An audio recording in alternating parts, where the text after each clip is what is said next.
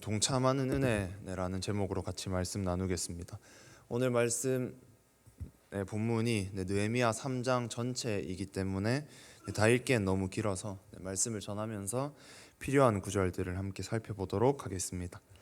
오늘 본문인 느헤미야 3장에 대해서 잠시 말씀드리면, 느헤미야와 이스라엘 백성들이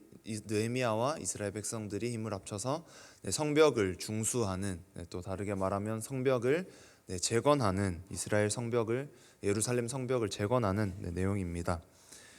우리가 느헤미야의 성벽 재건 스토리를 생각할 때 느헤미야가 한 영웅적 활약상을 잘 알고 있습니다.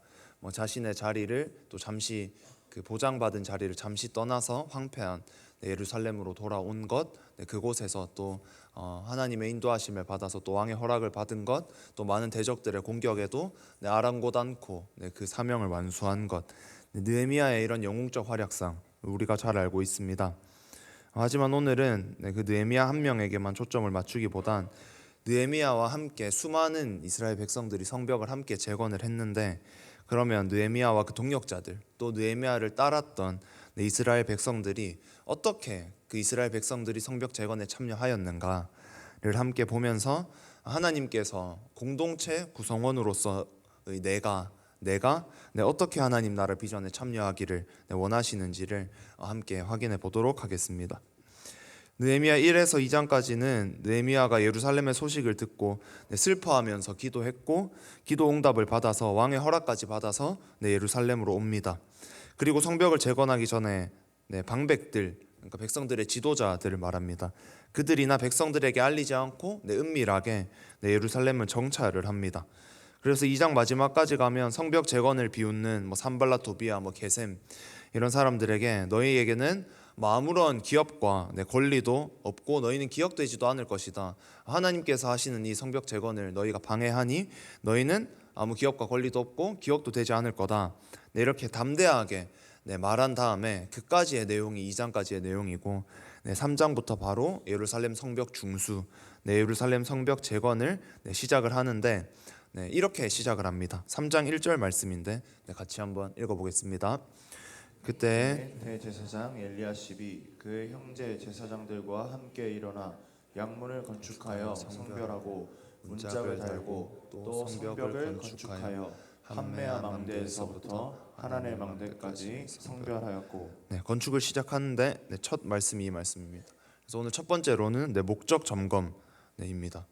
말씀을 다시 띄워주시면, 가장 먼저 한 것이 이 말씀인데, 대제사장과 또 다른 제사장들이 일어나서 가장 먼저 한 것이 양문이라는 문입니다. 문을 건축했고 또 성별을 했습니다.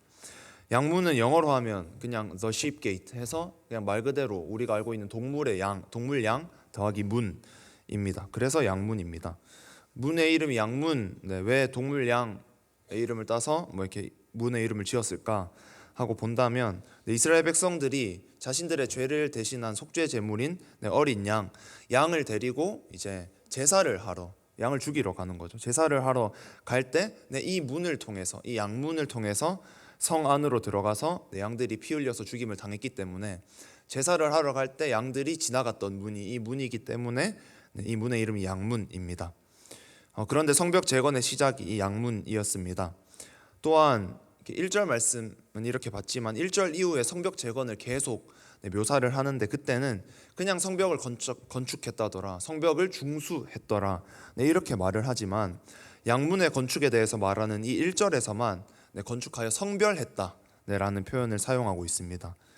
그만큼 중요했기 때문에 대제사장들과 제사장들, 백성들의 리더들, 영적 지도자들이 이 일을 맡아서 했고, 가장 처음 건축을 시작했고 성별했다라고 표현할 만큼 중요한 시작이었던 것입니다. 양문은 백성들이 제사를 통해 속죄하며 하나님께 나아간다라는 것을 의미했고, 이것은 오늘날 우리의 예배라고 할 수 있습니다.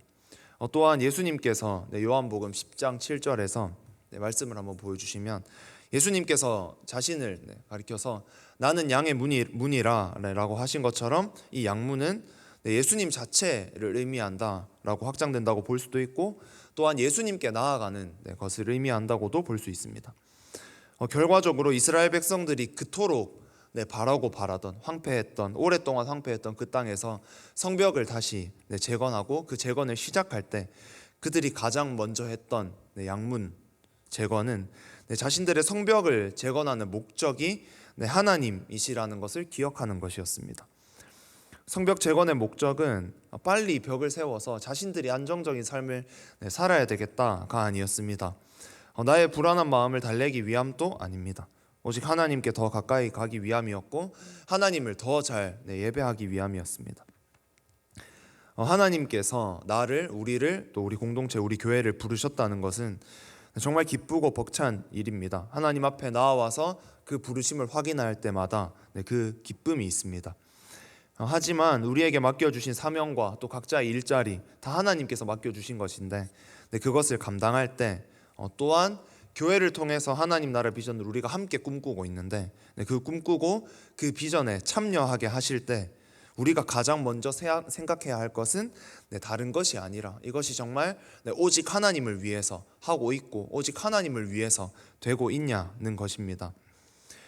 내 개인적인 욕심이 하나님을 가리고 있을 때가 우리에게는 꽤 자주 있습니다.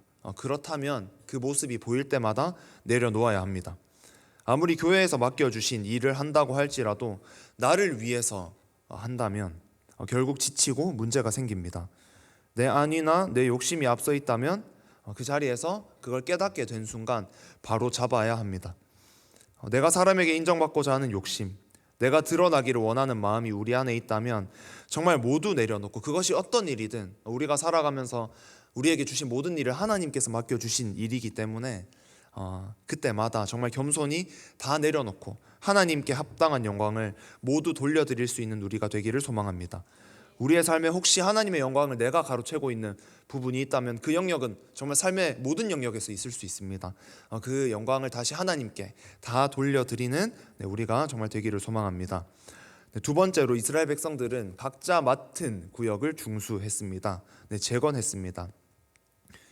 성벽을 재건할 때 그냥 길 가다가 보이는 곳을 재건한 것이 아니라 각자 맡은 구역이 있었습니다. 그런데 그 구역이 이렇게 나누어진 원리 중에 하나가 백성들이 각자 자기 집 맞은편, 자기 집과 가까운 곳의 성벽을 재건했다는 것입니다. PPT 한번 띄워주시면 3장 10절, 23절, 28절, 29절 보면 이런 말씀이 나옵니다. 자기 집과 마주대한 곳을 중수했고 자기 집 맞은편 부분을 재건했고 이렇게 내용이 나오는 것을 알 수 있습니다. 성벽 전체에 비해서 자기 집 바로 앞, 이렇게 큰 성벽에 비해서 자기 집 바로 앞 구역의 성벽을 재건하는 것은 정말 사소한 일처럼 보입니다. 내가 좀 대충 해도 크게 표시나지 않을 것 같고 겨우 내가 이거 한다고 우리나라 전체, 이스라엘 전체, 우리 공동체 전체에 그런 큰 영향을 미칠 수 있을까? 내가 진짜 그 하나님 나라의 위대한 꿈에 참여하는 것이 맞을까? 이런 생각이 듭니다. 하지만 백성들이 각자 맡은 구역의 성벽을 자신의 사명감을 가지고 열심히 재건할 때 대적 세력들의 방해가 있었지만 그럼에도 불구하고 불가능해 보이던 성벽 재건이 결국 완성되었습니다. 하나님께서 나에게 맡기신 구역이 있습니다. 커 보이는 비전, 남들이 하고 있는 대단하고 위대해 보이는 일들에 비해서 나에게 배정된 구역은 내 눈에는 작아 보일 수도 있습니다. 가장 먼저는 내 영혼이 될 거고 또 우리 가정, 우리 목장, 나에게 맡겨주신 몇몇 주변 영혼들, 또 하나님이 맡겨주시는지는 잘 모르겠고 그냥 내가 부서 교사고 셀리도고 목자하고 하니까 우리 반에, 우리 셀에, 우리 목장에 하나님께서 붙여주신 영혼들, 때로는 내가 살아가고 있는 나의 삶의 터전, 나의 일터 등등, 때로는 작아 보이는, 결코 하나님 나라 관점에서 작지 않지만 내 눈에 때로는 작아 보이는 이 작은 구역들을 내가 성실히 재건한다고 해서 어떤 변화가 있을까? 나는 강단에서 선포되는 이 하나님 나라 비전, 대형교회 하나님께서 분명히 이끌고 가시고 사용하시는 것 같은데 그 하나님 나라 비전에 내가 동참하고 있는 것이 맞을까? 라는 생각이 들 수도 있지만 절대 그렇지 않습니다. 이스라엘 백성들이 자기 집 맞은편 구역, 정말 어떤 사람에게는 참 작은 영역이었겠죠. 나는 더 여력이 있고 더 할 수 있는데 왜 이 정도만 나에게 맡길까? 이런 생각을 한 사람도 있었을 수 있습니다. 하지만 그들이 성벽을 자신이 맡은 그 때로는 작은 그 구역을 성실하게, 또 열심히 재건했을 때 성벽 전체가 재건되었습니다. 느헤미야라는 리더를 통해서 멋지게 역사하시고 기적을 행하시는 하나님의 일에 그들이 동참할 수 있게 되었고, 성벽이 완전히 재건되었을 때 그 감격을 내가 동참했기 때문에, 내가 내 영역을 성실히 재건했기 때문에 그 감격, 성벽이 진짜 재건되었구나, 하나님이 하나님의 일을 하셨구나, 하나님 나라 비전이 성취되었구나 라는 기쁨과 감격을 온전히 누릴 수가 있었습니다. 우리는 내게 맡겨진 구역부터 성실하게 재건해야 합니다. 내 눈이나 다른 사람들에게 작아 보인다고 결코 하나님께서 그거 작은 거 맞다 하신 것이 아닙니다. 하나님 나라는, 교회는 모든 성도들이 각 지체가 되어 함께 일하는 원리로 비전이 성취되기 때문에 그것이 나를 통해 하나님께서 일하시는 방법인 것입니다. 바쁜 삶에 치여서 대형교회의 비전, 하나님의 꿈, 이런 말들과 멀어졌다고 느끼신 분들이 혹 계시다면, 나에게 맡겨진 내 집 맞은편의 성벽 재건부터 다시 시작하실 수 있기를 소망합니다.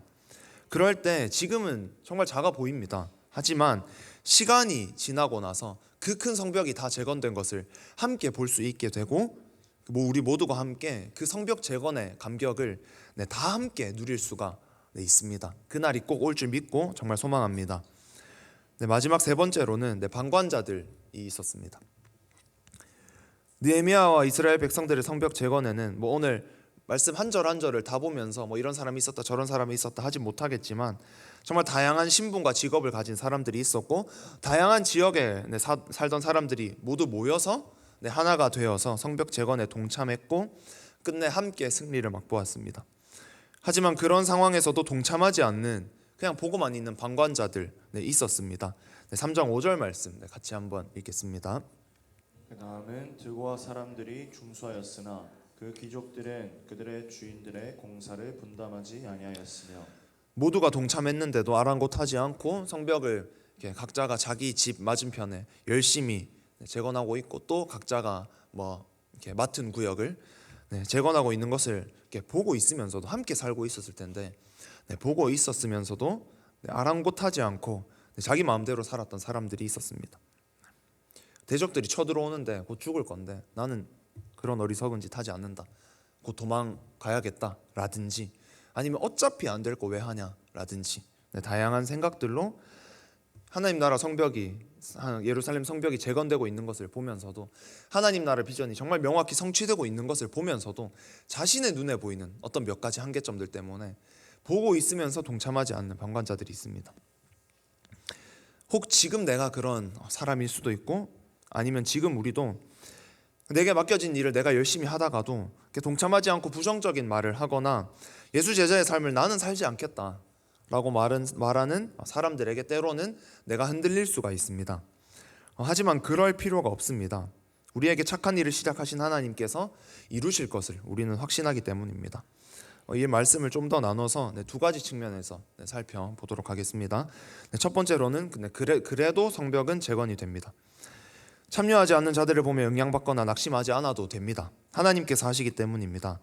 하나님께서는 혼자서도 잠시의 순간에서도 그 성벽을 다 재건하실 수 있으시고, 비전을 성취하시고도 남으시는 게 하나님의 능력입니다. 그건 너무나 당연합니다. 근데 하나님께서는 우리에게 왜 그 일을 맡기셨냐? 우리에게 동참할 때 누릴 수 있는 은혜, 물돈 하인들만 누릴 수 있는 그 은혜를 누리도록 해주신 것일 뿐입니다. 하나님 혼자서도 하시는데 몇 명이 참여하고 참여하지 않는다고 하나님 나라의 비전이 훼손된다? 그런 일은 절대 있을 수가 없습니다. 우리는 끝까지 일을 행하시고 성취하시고 착한 일을 시작하시니까 이루실 그 하나님을 바라보면서 꾸준히 내가 맡은 구역을 재건하기만 하면 됩니다. 그럴 때 정말 그 기쁨에 동참할 수가 있습니다. 하나님께서 변화시키시고 이루어가시는 것을 지금은 언제 열매가 맺힐까라는 생각이 들지만, 나중에 정말 무수한 열매들이 맺혀 있는 것을 볼 수밖에 없게 됩니다. 또 두 번째로는 방관자를 동역자로 함께 삼아가야 합니다. 방관자들에게 아랑곳하지 않고 그들이 어떤 방해를 하든 어떤 말들을 하든 맡은 일을 묵묵히 해나가는 것도 정말 중요하지만, 우리 교회는 한 걸음 더 나아가서 아직까지는 방관자처럼 계시는 분들을 동역자로 세울 수 있는 교회가 되어야 합니다. 방관자라고 결코 비판할 것이 아니라 우리가 알지 못하는 상황이 있을 수 있습니다. 그들 또한 하나님께서 너무 사랑하신 하나님의 자녀들 이고 우리가 알지 못하는 어떤 아픔이나 상황들 때문에 마음이 버겁거나 비뚤어져 있을 수 있습니다. 그렇다고 하나님께서 그들을 보시는 그 선한 눈빛, 그 섭리, 또 그 계획들, 정말 그 엄청난 하나님의 비전들이 훼손되어 있는 것이 아닙니다. 그들 안에도 여전히 하나님의 그 사랑이 있고 하나님의 섭리가 있습니다. 그렇다면 바로 서게 된 자들이 그것 또한 우리가 잘해서 된 것이 아니라 하나님의 은혜로 된 것이기 때문에 먼저 바로 서 있는 자들이 손을 내밀어서 그들을 세워가야 합니다. 우리 교회 안에 이 움직임이 더 활발해지면 더 많은 생명의 역사를 보게 될 줄 믿습니다. 내 것에만 몰두하기보단 또 몇 사람만 방관자를 동역자로 세우는 일에 몇 사람만 동참하기보단 온 교회가 정말 하나님께서 맡기신 한 영혼에게 눈을 두고 그 영혼을 함께 세워가는 교회, 정말 함께 세워가는 교회, 상처받은 영혼 또 공동체의 중보와 사랑으로 치유되는 교회, 그 교회가 우리 교회가 된다면 하나님께서 기뻐하실 것입니다. 우리 교회 안에 혹 있을지 모르는 표현이 좀 부정적으로 들리지만 그냥 방관자들, 또 때로는 방황하는 자들을 우리가 정말 다 함께 세워가서 우리 모두가 정말 동역자가 되어서 나중에는 우리 교회를 넘어서 그 은혜가 넘쳐 흘러서 한국교회의 모든 방관자들까지 동역자로 세울 수 있는 그날이 올 수 있기를 소망합니다. 대흥교회 언제가 될지 모르겠지만 하나님께서 그날에 성전 건축을 하고 많은 아픈 자들, 진리를 찾지 못해 그 갈급함을 해결하지 못해 오는 자들을 정말 채우고도 남는 그 은혜가 우리에게 있게 될 줄 믿고 정말 그날을 소망합니다. 같이